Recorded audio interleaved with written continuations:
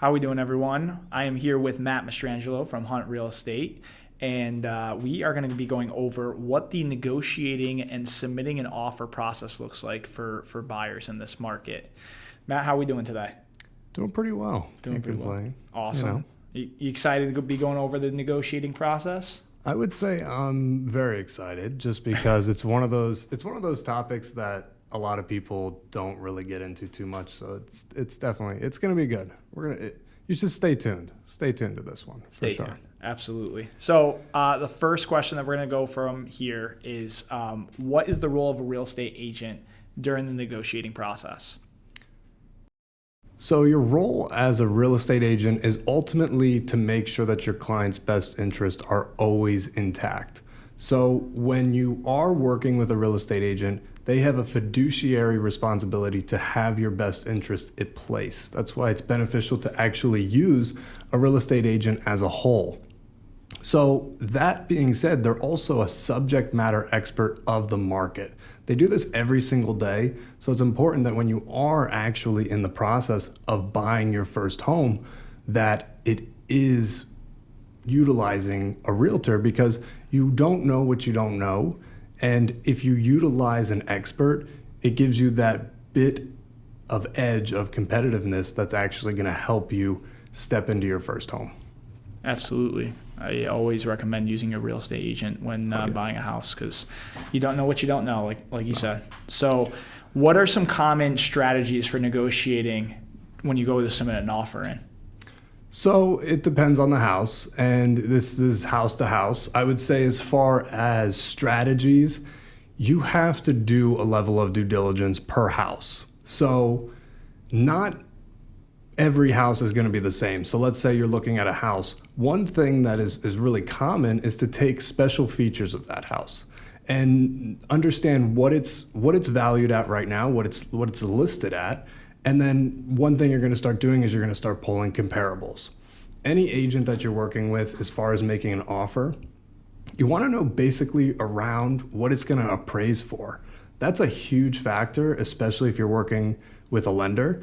If you're a cash buyer, it's less important because the property doesn't have to appraise. But if you are working with a lender, the appraisal factor is huge. And that's something that you want to look into. And it's just called the comparative market analysis. So you're going to ultimately take properties in the area, see what's sold for the last year, and then go from there.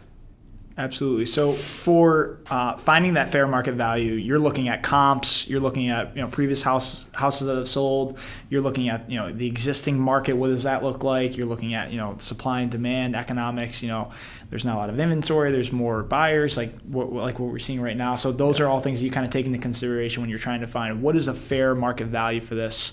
That's kind of the process you go through.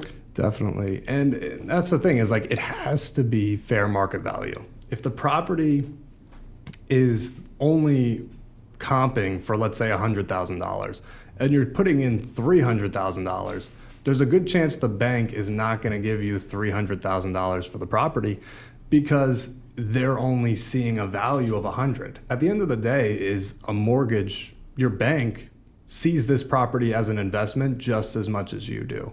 So that has to be taken into consideration.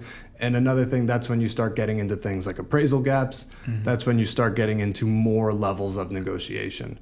And the negotiation phase is a process, but it's just about getting out the offers and then negotiating from there.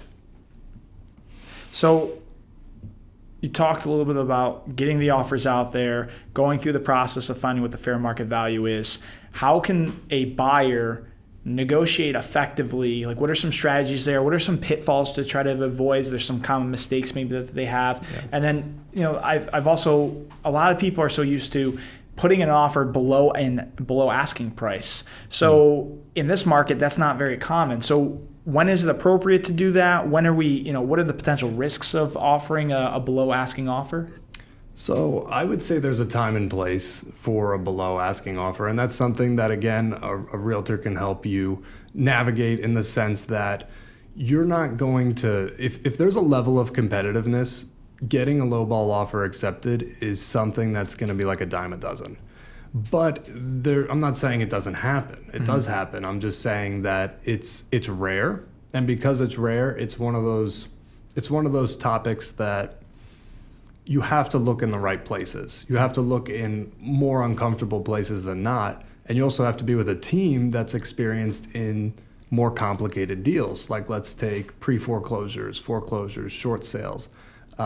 Those are all, land banks, those are all more complicated deals that require a special team in order to navigate those situations.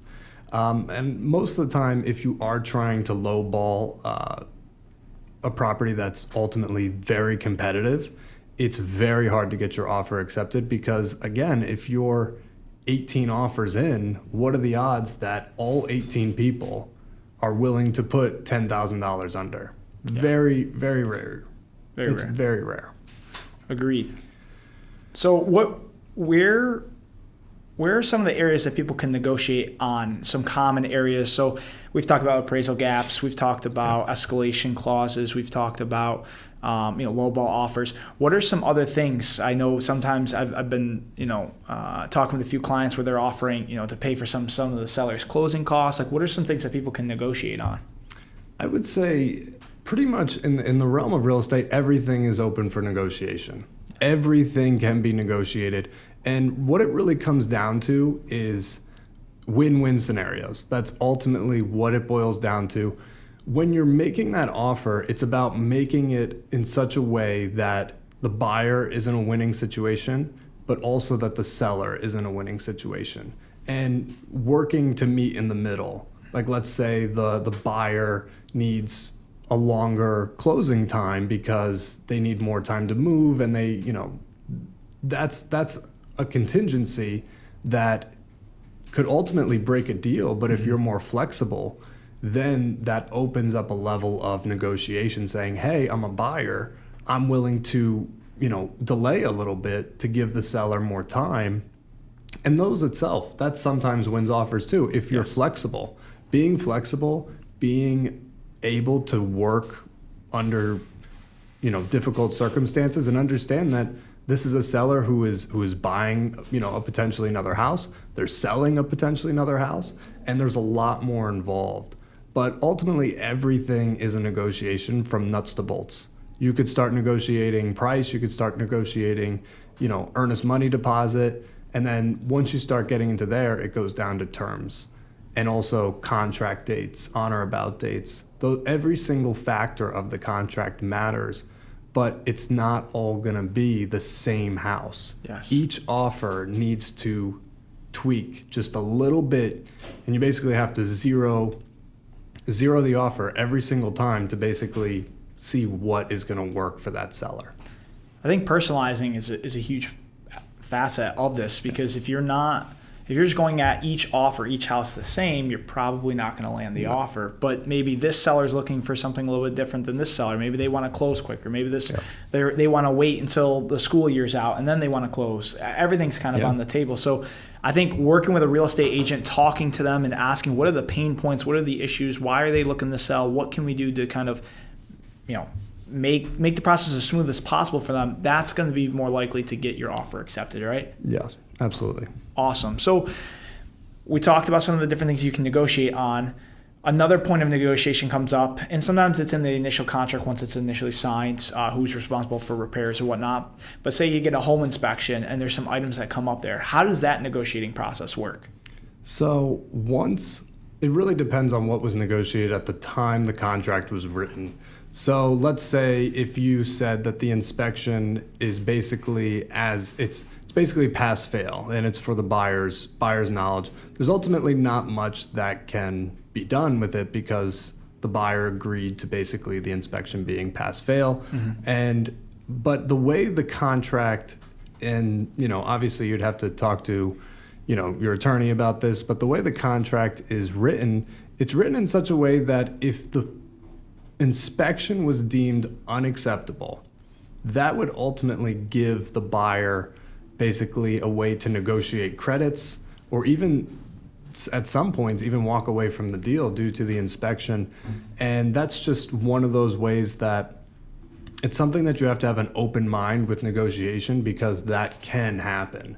And when there is something that comes up with the home inspection, that's where you have to realize, is it also something that the lender is going to have to require to be repaired as well? So not only is this just a material thing, but is this a lender issue as well? And those absolutely do need to get addressed 100 times out of 100 times. But as soon as you do get the report from the inspector, I always tell all my clients that take what you can out of it, but sometimes they're 50 pages, and they're a little scary and they're a little overwhelming, but that's their job. Their job is to be thorough. Their job is to ultimately give you a list of what's priority. But at the same time, it's still, it's an older house sometimes, and just be mindful of that when you're going through the process. Yeah, I think when you're reviewing those home inspections, it can be overwhelming because you're seeing all these things that are labeled out, dates of when things were installed or created or built. Yeah. It can be a lot, but working with your home inspector, working with your real estate agent, reading through everything, kind of making sure you feel comfortable with it, that's going to be the biggest part of helping you negotiate any of the things that you feel need to get resolved prior to you continuing to go forward with the contract. Or in the cases, like you said, there are things that are going to be repair items on an appraisal that are going to need to be done and that the lender is going to require. And if you get a home inspection, it's better to get those things resolved up front rather than waiting till then. So what are some successful strategies? We kind of are leading into that. What are some successful strategies for you've negotiated, you've got your offer accepted, and now we're trying to get to the closing table? So what is a successful way to get us there?